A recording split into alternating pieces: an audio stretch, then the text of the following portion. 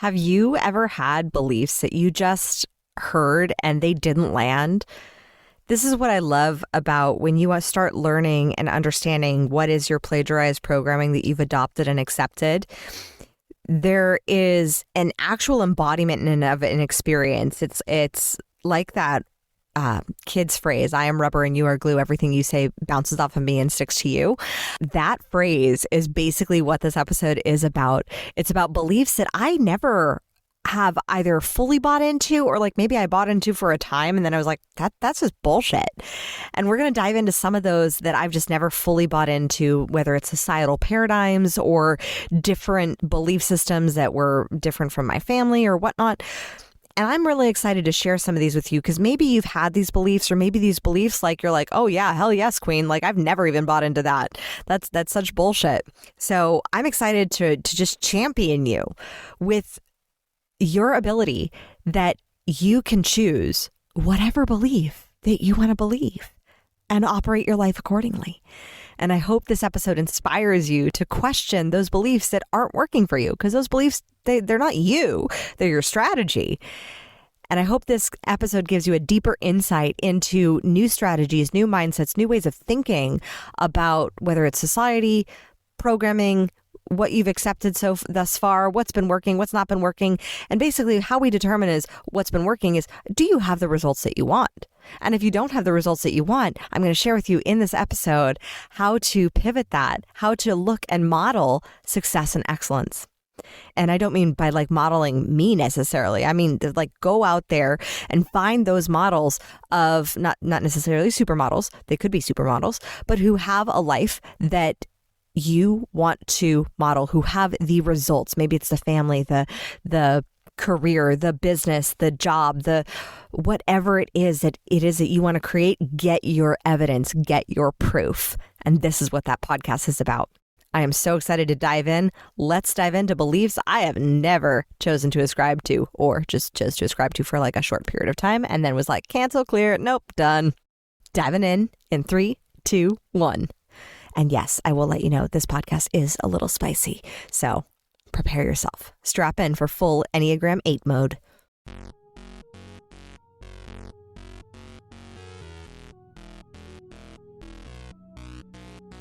Welcome to the Crown Yourself podcast, where together we build your empire and transform your subconscious stories about what's possible for your business, body, and life.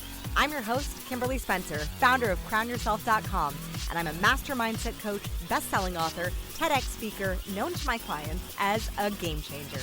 Each week, you get the conscious leadership strategies you need to help you reign with courage, clarity, and confidence so that you too can make the income and impact you deserve.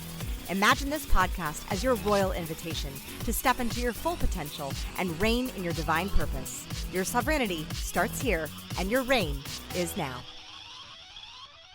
Hello, my fellow sovereigns, and welcome back to another episode of the Crown Yourself podcast. I am so honored and excited to be here with you on a Monday. Like, at least it's Monday for me here recording this. And I know we typically drop these podcast episodes on Monday. So maybe you're listening to this on a Monday, but maybe it's a Tuesday, Wednesday, Thursday, Friday, Saturday, or Sunday for you. And all are perfect and wonderful. And I am so grateful to be here with you, because this podcast really spurred from an Instagram story that I was sharing, that I was just going on a rant. And I was like, you know what? A rant appropriately placed should be in a podcast to a degree, because I was ranting, but I was also sharing stories. And I was like, I would really share this in a podcast. And it's just of the beliefs I never really ascribed to, that on a subconscious level have never made sense to me whatsoever. And when you think about plagiarized programming, right? Plagiarized programming, it's a phrase I coined long ago that is the adoption of beliefs or experiences or perceptions of reality that are not yours, that you're adopting as your own. Now, these plagiarized programming beliefs can come from society. They can come from your parents. They can come from your friends. They can come from mentors that you have followed. I have chosen to not ascribe to several beliefs from my mentors, regardless of how successful they are, because some I'm just like, that just doesn't align with my soul. Like, I will experiment, I will try it out, but not always does it align. And so for me, the big piece was looking at beliefs that I'm just like, I have never chosen to buy into, like on a subconscious level, even at my worst, even at my absolute worst, where I felt most disconnected from so many things, from life, body, etc. I still had this belief where it just didn't resonate with my soul. And so it was in that space that I said, okay, all right, I am choosing to go against the grain. I'm choosing to create my own mold.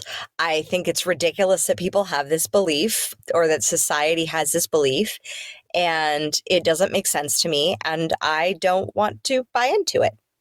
Just, I don't want it. And that's really, when it comes down to beliefs and decisions, that's as simple as it is. It's a choice. And I was having a conversation with one of my corporate clients on Saturday, and he was like sharing with me about age and beliefs around age and how old you are and whatnot. And I was so proud of him, because he was like, I don't have those beliefs. Like, I don't think that when you're 50, it's like you're over the hill, or like you're just like, oh, your life's behind you and it's now all downhill from there. I'm like, the hill keeps going. Like, go to your next Everest. Just because you're in a valley right now doesn't mean that there's one hill that you're going to climb for the rest of your life. And so we really got looking at, like, what are these beliefs that society has that we can ascribe to, choose to buy into, but really on a soul level, we know they're not true. Like, we know that's just some made up bullshit that we're choosing not to buy into. And so first and foremost, the number one that I'm going to start with is that Mondays suck. Like, the whole TGIF, thank God it's Friday so I can just blast myself and like be unconscious and do a whole bunch of things that I really want to do because Mondays suck. I'm like, what the heck? So I have gone out of my way to intentionally create Mondays that I absolutely love, that are creative, that are fun, that start the week off in a way that I feel so aligned, so supported, so happy, and so creative. And I mean, for me today, my Monday, it started off with just a really lovely shower, like a nice long shower. And then I went into like really getting myself dressed up, and I put on my makeup, and I was like, I feel ready for the day. And it's probably because I had the absolute opposite yesterday. I just enjoyed being in pajamas all day on Sunday. And I really am making a conscious effort. Like, I shifted it up for Mondays. And I've also really made a conscious effort on Sundays to just unplug completely, because I was experiencing burnout, and I was like, no, Sundays are for me. And I am being absolutely so ridiculously protective of my boundaries and my time, so that I can be of the most best effort, that I can be the most best, best future self, best self for my kids, for myself, for my husband, for my team, for my clients. Like, your energy is fucking sacred. And so I set Mondays up a long time ago to be really intentional, creative, fun. I don't blast into the week. I'm not like rolling in all exhausted and like hit it hard on Mondays. Tuesdays are actually a much more action-oriented day. Mondays are from a place of alignment and just slow and flow and being in that space. And it's partly because I've started aligning. I started about 2 years ago. I started aligning my days of how I structure my days to the astrological name of the day. And that's really helped be in alignment with the relationships, because we have relationships with everything, including the planets. Monday stands for the moon, and moon is a lot more flow. It's the unconscious energy. And so allowing my unconsciousness to kind of guide and feel that in the boundaries of the flow and feel safe to flow is has been phenomenal. And Tuesdays are very action-oriented. It's Mars Day. If you speak French or Spanish, it's Mardi. And I totally butchered my French, so don't completely judge me for my pronunciation. It's been a hot minute since I've spoken French. But Mardi, Mardi, Mardi. Yes, please, if you speak French, tutor me, because I'm working on it. And I'm fully willing to accept where I am not perfect and have room to grow. And in my language, that is one. But it stands for Mars Day. And Mars is a planet of action. Mars is a planet of get shit done. And so since I have dedicated Tuesdays to being in that action orientation, that is the day that I am contacting people. I am reaching out. I am connecting on a whole new level. I'm producing content. It is very different energy than Monday. But why, out of the 7 precious days of this week, one of the days do you choose to be miserable? Because ultimately it's a choice. Consciously or unconsciously, it is a choice. And so if you're rolling in with an attitude of it's Monday, you are choosing and setting the intention for Monday to suck. And I just disagree with that. I am is that effective? Is that working? Because for me, I just choose not to live miserably. And if something is making me miserable, I know that it is within my power of sovereignty to be able to shift that and change that, because that's a belief. It ultimately comes down to a belief. So I have never bought into that belief that Monday should suck. I've actually always loved Mondays, and I've worked since I was 19 years old. And I've had business since I was 19 years old. And the only time I actually really didn't like Mondays was when I was in my e-commerce business. And that was toward the end, when things were getting a little spicy between me and my business partner, because Mondays were challenging. I had to set some pretty strong time boundaries around my Sundays, and Mondays would be like a deluge. And that experience allowed me to, fortunately, a few months later, I was in negotiations for a buyout. But that experience really allowed me to recognize where my boundaries were being crossed and where I wasn't holding my boundaries, and where Mondays I was choosing to buy into a belief that I didn't really believe.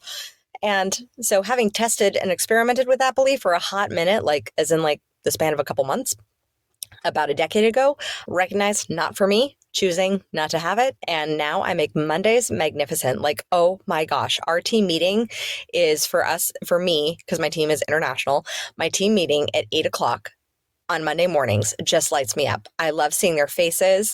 It was so beautiful today. We just had a moment, all of us, we cried together and we felt each other's presence and just the love and support. And it was phenomenal. It was phenomenal. And that is something that it's where you got to realize, I set that up intentionally. I love it. I love being in a leadership position at 8:00 on Monday morning. So that's one belief.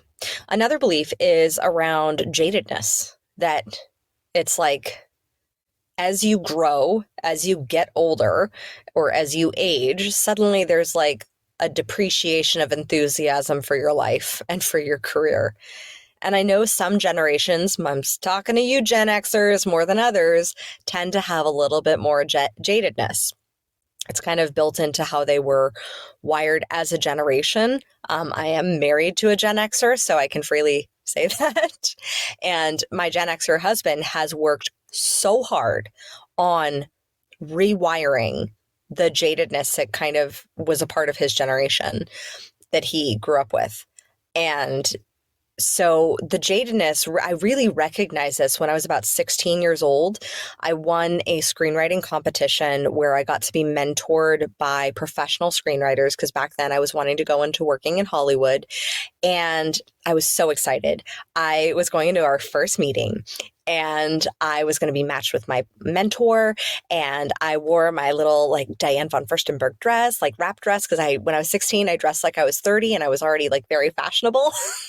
It's just a little ridiculous, but that's why everyone thought I was older than I was. And finally, when I was 32, I was I feel like I'm actually my age. But I walked into this meeting and there was a table full of donuts on the side. And back at least 20 years ago, when I was starting out in screenwriting, donuts were a thing in the writer's room. So there was a gentleman who was standing next to the donut table, and he was a larger gentleman. And I walked up to him and just picture Elle Woods walking into Harvard. Like, I was so excited, the smile on my face. I was like, felt like I was aligned. I was on purpose. I was like, I am in my place. I am actually receiving recognition for my talent as a writer. Like, oh my gosh, I felt so on point. I was like, yes, this is alignment. I'm 16 and I've made it. And it was like, I made it to a degree of like made it to the first few steps. And I felt so powerful and so empowered. And I walk up, I was like, hi, I'm Kim. And he was like, hi. And I said, I'm just so excited to be here. Like, we're making movies. We are going to be creating some beautiful things. Like, I am literally as enthusiastic then as I am naturally like now. And that's just what happens when you're living on purpose. And he looked at me and he goes, yeah, that'll wear off. And I was like, I was shocked. I was like, what? And he goes, yeah, get a few rejection letters or 30 and that'll wear off. And I was like, I'm sorry. Like, what do you mean? Like, it just did not compute. And he said, yeah, he goes, your enthusiasm is cute. Definitely shows you're green because this industry is brutal. And I was like, okay. And now I work now with a lot of clients in entertainment, and a lot of them actually have adopted that perception that it's just brutal. And I'm like, I have never abided by nor thought that my career, where you will spend 60 to 70% of your life, needs to be full of suffering. I have never thought that. Ever. And so I thought, and I said, excuse me, but I feel like if I ever felt that way, that I would change careers, or I would change what I was doing, or I would change how I'm doing what I'm doing. Because I personally am very excited to create stories and to tell stories that actually create change. And this is like 16-year-old me challenging like a 40, 50-year-old man already. That Enneagram 8 was like etched in my bones. And he looked at me and he just kind of like, okay. And it honestly, here's the thing about how you know when a belief actually affects you. It's kind of like that statement when you're a kid, I am rubber, you are glue, everything bounces off of me and sticks to you. And for certain things, like back then around my body, I certainly, like those beliefs would have stuck. Like if he had said anything insulting about my body or anything like that, that would have stuck, that would have hit, that would have landed. But beliefs that just around career at that time, they didn't land. They just don't. Like they bounce off and you're like, it's like you have an armor of belief, of certain beliefs that you have cultivated that are preventing anything from penetrating it. Anything that is like an insidious belief that does not serve you, especially if it's one that you're like, that does not align. And that's why understanding, knowing, questioning what your beliefs are and doing this deep inner work that you're doing week after week, I honor it because what you're doing is you're strengthening your armor as a warrior for possibility. Because if you have cultivated a deep-seated belief like I can figure anything out, and you deeply believe that. I mean, I had one client that I was coaching, very successful entrepreneur, and he was from Australia, and I tried to poke as many holes in that belief as possible. I tried to challenge it, because I wanted to see if that belief was impenetrable. And I did that intentionally as his coach. And the more I tried to poke holes in it, look at my language, the more resilient he became and steadfast in that belief. He was like, I honestly believe to my core that I can figure anything out with just enough time, that I can figure anything out. And I said, like, I tried. And I said, great. I said, I wanted to challenge you on that belief. I challenged him for like 10 minutes in that space just to see how unshakable and completely bulletproof that belief was for him. And he thanked me later. He's like, I'm really grateful that you did that, because he's like, I knew it was strong. I didn't know it was that strong. And I said, great. And that's what happens when somebody gives you a belief that you're just like, that's ridiculous. Or it's just like, it's so ridiculous. It's so no longer in alignment or never was in alignment with your soul that your armor just is like, yeah, that's just going to bounce right off because that's ridiculous.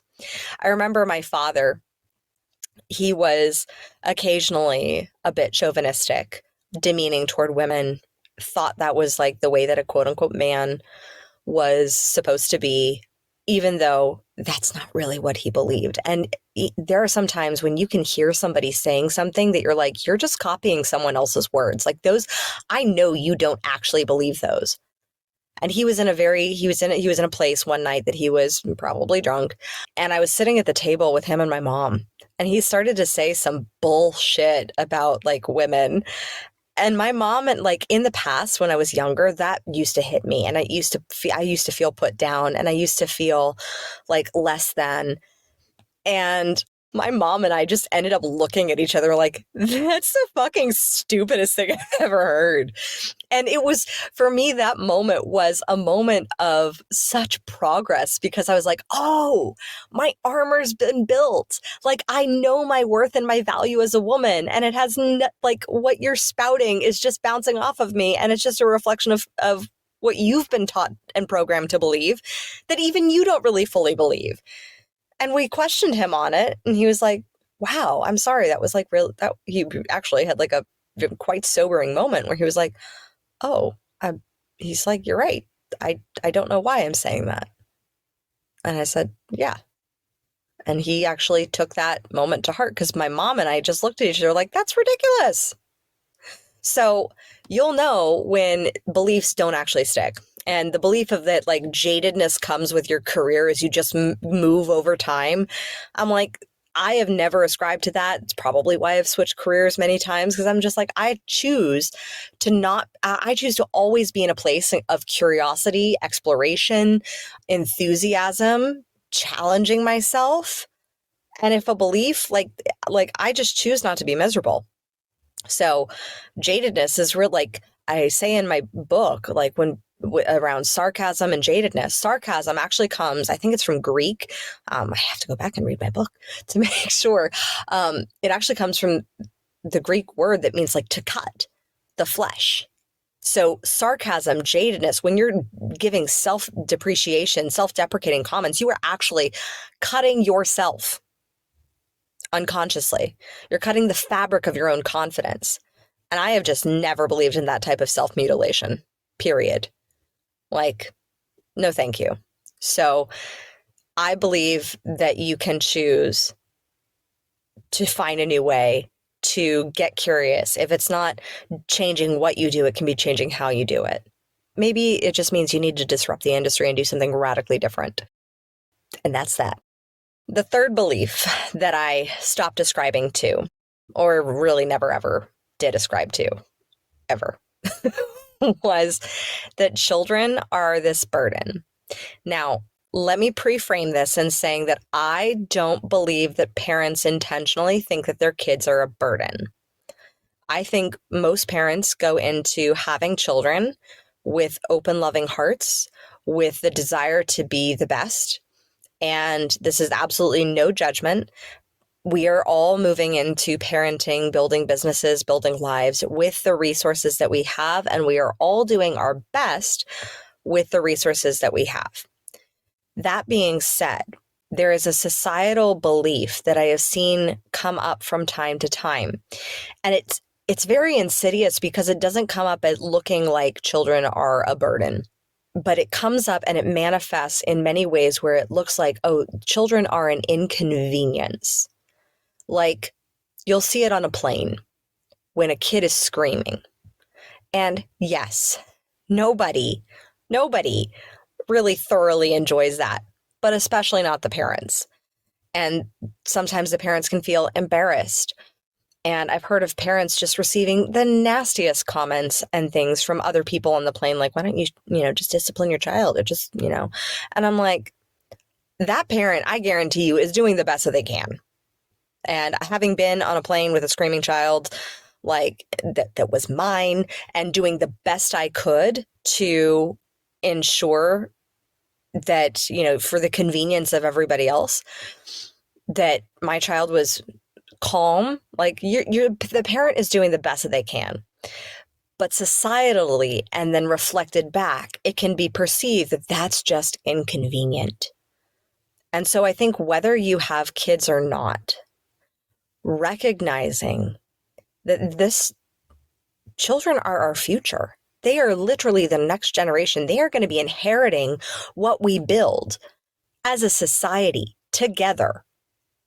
So if you are projecting onto children, whether they are yours or someone else's, that they are an inconvenience, that they're inconveniencing your time, what is that saying to their unconscious minds, their precious, malleable, unconscious minds? So there can be the perception also with parents of that inconvenience factor. And yes, this is one that I, from time to time, have had to look at where I'm like, oh my gosh, my armor was not yet strong enough. I did perceive him in that way because he interrupted me, or they did something where it got me distracted and then I got off track and whatnot. But that is where we get the work in to strengthen our armor around the beliefs that we want to show and demonstrate for our kids. If we want to show the next generation that they are precious, that they are loved, that their voice is valuable, that their needs are as necessary of being met as your own, then they cannot feel like that they're just this inconvenience that's there for when you want them and they work around your schedule. This is where radical ownership comes into place, where we look at children, whether you have them or not. If you are on a plane for some reason, like let's go like full on spiritual here for a hot second. You are put on a plane with somebody else's child who is a screaming hot mess. If everything happens for you, then that is a moment where you get to work and do the deep inner work on yourself. And yes, sometimes the work shows up and it's inconvenient at times that we thought we had expectations of doing something else. I remember when I was first married to Spike and like our few years without children, like going on a plane was like, that was work time. I got to be strapped in for 3 to 5 hours or 16 hours if you're flying to Australia. I got to get some shit done. I was excited. But then that first flight to Australia with Declan when he was 1 year old, oh my God, that kid nursed for 16 hours. He was sitting on my lap and I was squunched in between my husband and a very, very large, lovely, kind Samoan man, but he was quite large. And so I was in this tiny space with a baby on my boob, flying coach, and the baby did not let up. Like he nursed for 16 hours straight, just sucking. Like wouldn't take a pacifier, wouldn't take anything else. Like the only thing that would keep him calm and not screaming was my boobies. That was a lot. That was inconvenience. And that was also a great lesson for me in surrender and surrendering my expectations. That was the spiritual work I had to do in that moment because we experience the perception of inconveniences when something goes against what our expectations are of that moment. Taking a break from your business to go do something that brings you joy is inconvenient. And yet it can bring you so much joy. It can be inconvenient to your productivity, but it can bring you so much more joy in the long run. So the momentary egoic inconveniences is where we actually get the real work, because in an inconvenience or in a perception that something else is a burden, that means that there is an expectation that is unmet, or an expectation that we thought we had to fulfill, where the life, universe, God, source, the divine is saying, nope, in this moment, this is what you're going to be focusing on. This is your mountain to climb, not what you thought it was going to be, not what you expected it to be. This is your moment. This is your mountain that you're going to climb at this moment. And that is where the great work gets to happen. So I challenge you to look at any sort of plagiarized programming, any belief that you see societally accepted or that you maybe have had that you're like, oh my gosh, I didn't even realize I had that until this moment. Look at it, challenge it, and surrender. And that is how you can start strengthening your armor, your own belief armor for the beliefs that you do want to cherish. Because when you look at something like the third belief that I just stopped ascribing to, which was that children are a burden, like that one takes, as a parent, like I had to take such epic personal responsibility. That one takes such epic personal responsibility because, for example, using that plane flight as an example, I had to first take responsibility. Like I am the one who chose to take my 1-year-old to Australia. I made that choice. That was part of Spike and my vision, was to travel the world with our family. And that was our first time in 2018 that we were doing it. I was so excited. And that challenge was like, oh, there will be some challenge when it comes to traveling with a 1-year-old, like more than you expect. And being able to say, okay, well, then I need to surrender in this moment to being a mother. And like, I also have to acknowledge, like, I chose to have my child. Like, you can dial that belief back to all of the choices. Like, I chose to take my child to Australia. I made this choice. I chose to have my child. All of these are choices. And when you look at that space of absolute pure ownership of your choices, that's where you get to say, okay, what is the vision that I'm now leaning into? Like, if you think that something is inconveniencing you, it's probably because it's setting you up to learn a lesson that's going to serve you in your greater vision. So for me, I had to learn that lesson of surrender and patience, surrendering my expectations of working for 16 hours on a flight. And even though I kind of knew that I wasn't going to be, I knew that I was going to work. I thought that I was going to like, oh, he'll go down for a nap and then I'll get to whip out my laptop and get some content creation done. No, that didn't happen. So I had to surrender. I was like, I guess I just need to relax and watch a few movies. And that's what I did. And being able to surrender in that moment of like, okay, that was a lesson for me of feeling into the flow of the present moment. That was a lesson for me in overworking, in working so much. That was a lesson to me, all lessons that I needed to take with me as I grew my business, as I raised my children growing my business, and as we did it while traveling the world. So allow yourself to question and also honor when you have those beliefs, like my client had, where he was just like, I don't ascribe to like your 51, 52, 53, 54, like quote unquote middle age. And that is what, suddenly like all my dreams are done. No. He's like, I'm just getting started. I said, great. So there are beliefs around age. There are beliefs around your week. There's beliefs around your career. There's beliefs around what society expects of you. Like I was telling my my nephew, I said, like, you can go to college. Like I said, it's not necessarily a prerequisite to success. It's not. And I am living proof. And I am of the belief of when I see somebody embodying a belief that I like, a belief that could serve me, I think if they can, I can too. And so how do we know, like, what are the beliefs that work for us and what are the beliefs that don't? Or like, is this belief of age or jadedness or that Mondays suck, is that something that we should actually adopt for ourselves to like fit in with society? Because not fitting in with society goes against our biological part of our brain that freaks us out because suddenly we're no longer part of this specific tribe and this flock. And now we're out in the open and risk getting killed by a saber-toothed tiger. Like that's where the mentality, when you choose to go against the grain and do something different, that's where like your biology is literally fighting that. So how do we know? Well, I always look at the people's lives that are of these belief systems. And I look at, do they have a life that I would like to model?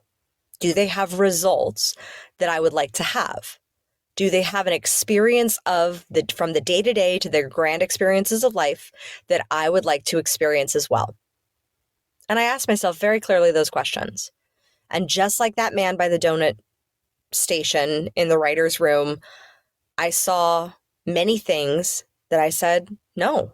Like, I am more choosing to reinforce my boundaries and my beliefs that I don't believe that you need to be a jaded, sarcastic human to thrive in an industry. Like, I just don't believe that because I didn't see that exemplified. So look at when you experience somebody saying something that you perceive could be a limiting belief, but also you're like, should that belief actually be mine? Like, should I actually have that belief to fit into society? Look at, is this a society that I actually want to fit into? Like, not everybody has the belief, like what we're creating here in Texas, that they need to grow their own food and have a fully sustainable property. Not everybody has that belief. Some people live in big cities. I lived in a big city. I lived in many big cities. Like in the Gold Coast of Australia, we had a fabulous high-rise living apartment by the beach. Like, great. Walk downstairs, 3 minutes, grocery store, get anything you want. But we knew that we wanted to do life differently. We wanted to have sustainability. We wanted to know that just in case if anything happened in this world, whether it's with finances or anything, that we would know how to feed our family. You can't feed yourself with money, with cash. You don't eat cash. Money pays for things. So we knew that we wanted to have a way of feeding our family, of supporting and protecting our family with having some amenities like a fully functioning garden and being on a well and not having to use anybody else's water. Like, we have our own water that we source from the earth. We knew that we wanted that lifestyle. Now, not everybody does, and that's okay. But I look at, does that person have results that I want to model? If that person has results that I want to model, I will model that. That's the basis of NLP. It's modeling excellence. If that person doesn't have the results, if that person doesn't have the joy, doesn't have the family, doesn't have the relationships, doesn't have the money, doesn't have the kids that you want to model, then maybe look to somebody else to model. Find a different flock and train your subconscious mind that that's normal. For example, I was working with a client who really wanted a dog. And she wanted a dog, but she's like, I don't know how I'm going to travel with a dog. And I said, how many people on social media are you following who travel extensively and have pets? And she was like, I don't think anyone. And I said, you're not surrounding yourself with people where that's normal.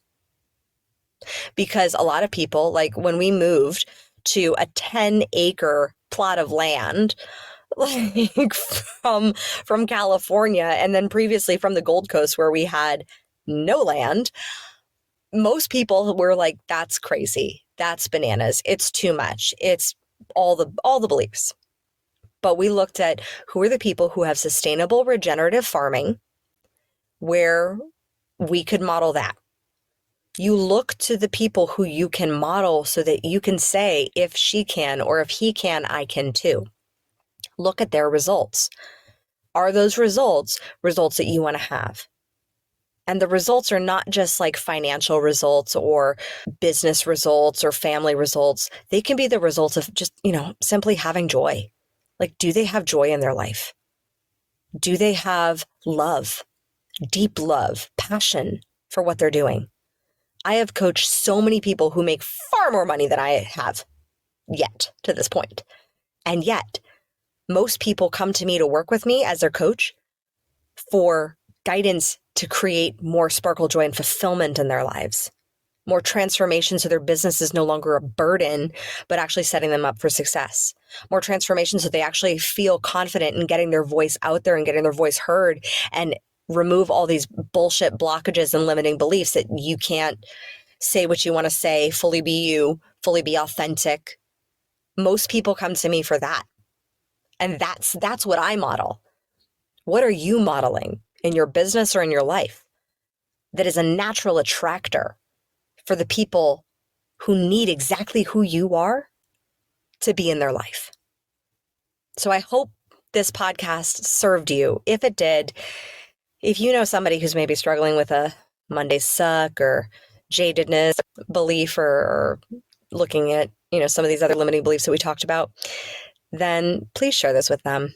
Maybe just by you stepping into a place of leadership, sharing a podcast that was of value for you, you can guide one more person to not hating Mondays and to actually bringing more joy and fulfillment into their week. I thank you in advance for sharing this with just one person. That means so much to me. As always, my fellow sovereigns, own your throne, mind your business, because your reign is now. Thank you so much for tuning in today. If what you heard resonated with you, be sure to subscribe and start creating a bigger impact now by sharing this with a friend. Just by doing that one simple act of kindness, you are creating a royal ripple to support more people in their sovereignty. And if you're not already following on social media, connect with me everywhere at crownyourself.now for more inspiration. I am so excited to connect with you in the next episode. And in the meantime, go out there and create a body, business, and life that rules. Because today, you crown yourself.